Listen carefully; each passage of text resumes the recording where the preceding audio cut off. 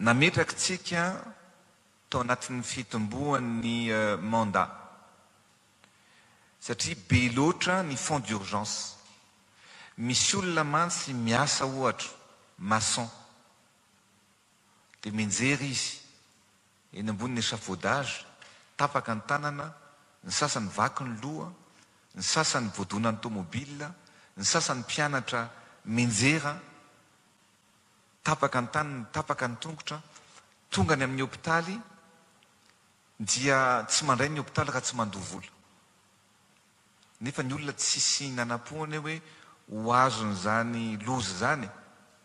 Zay no natonga antsika nametraka ny hoe alao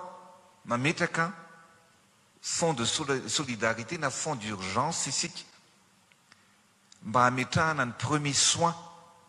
Raha misy olona tratra ny accident tapaka ny tanana dia mba gratuit ny fanaovana radio, gratuit ny fametrahana ny plâtre, gratuit ny soin voalohany apetraka amin'ilay olona zay voan'izay accident zay.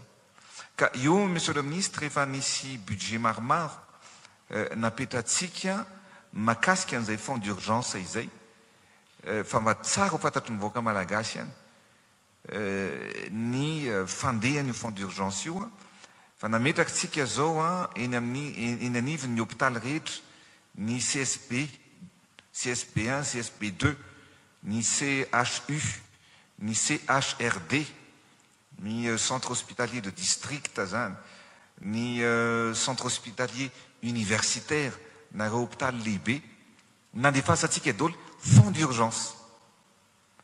Za moa misy hôpitaly vitsivitsy nanotaniko dia tena nyteny ny olona hoe tena tsy nandovoly, fa ny sasatsasany nandovoly zay.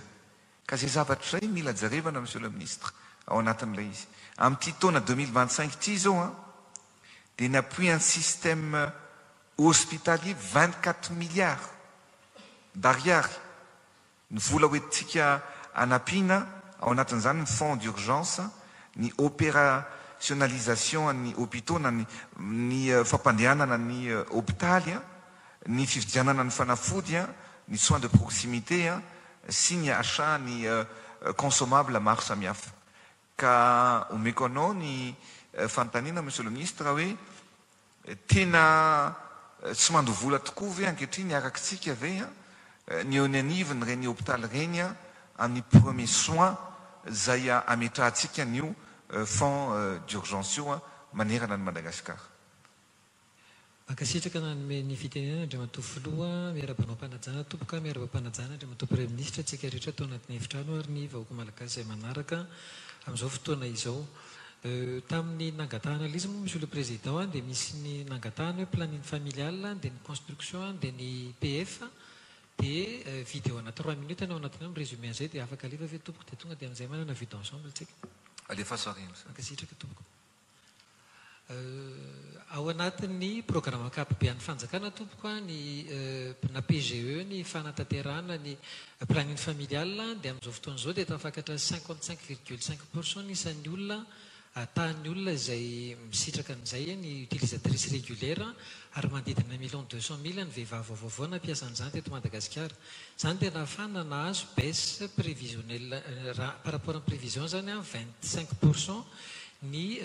baisse eny anivon'ny hôpital formation sanitaire. Momba indreo hôpital manara-penitra kosa dia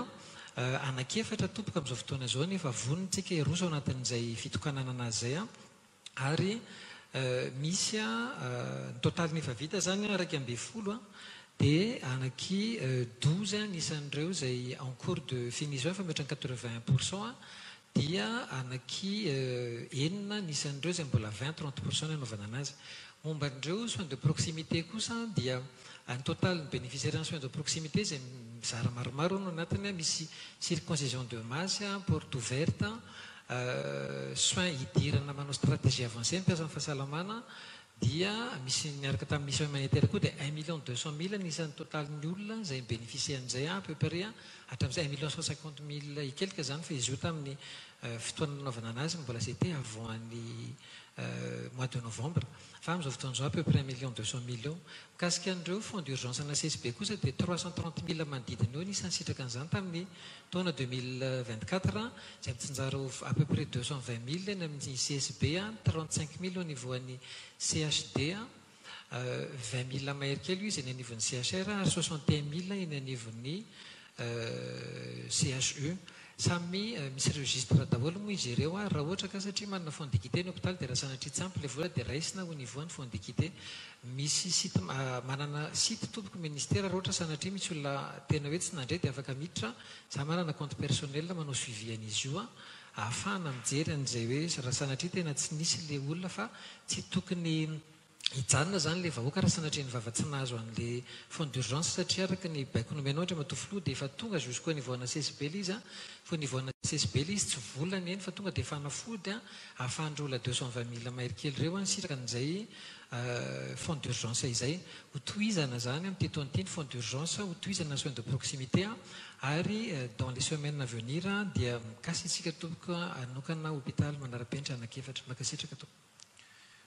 Ya, misaotranao monsieur le ministre ny tsara daholo aloha le ezaka nataontsika fa afaka manome toky ve zany tsika manoloana an'ireo fond d'urgence izay napetraka hoe manerana ny CSB2 CSB manerana ny hôpitaly rehefa tradoza ny olona anankiray dia afaka matoky ve tsika fa ny premier soin amin'le fonds d'urgence ny fitsaboana voalohany ndia tsy andoavam-bola. Eny andray matofilo manerana ny nosy manomboka any amin'ny hôpital lehibe ka hatrany amin'ny CSB dia misy an'le fond d'urgence daholo dia le montant fotsiny samihafa satria à peu près 79 000 ariary eo zany limite au niveau an'ny CHU dia 39 000 ariary izy au niveau an'ny CHD sy ny CHR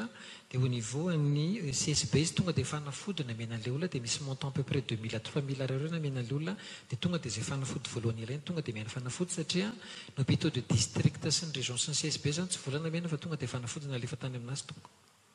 Ya, zay zany no toky mila azo ary mila tohizana tsara monsieur le ministre ny izy ataontsika mikasika ny fitsaboana sy ny fahasalamana ary indrindra ny fitokanana n'ireo hôpitaly izay efa natsangatsika sy nahorintsika mila hafainganina ny fampitanan'izy ireny sy indrindra ihany koa mifampitaovana satria efa ilaina sy manakaiky ny vahoaka ary tena ilaina mihitsy ny fampiasaina sy ny fitokanana n'izy ireny le sarina nationaux teo zao any Maintrano efa tokony hotokanantsika satria efa ela izy io no vita monsieur le ministre ary maromaro ny hôpitaly ohatran'izay tokony hafangantsika ny fitokanana an'ireo hôpitaly manara-penitra ireo.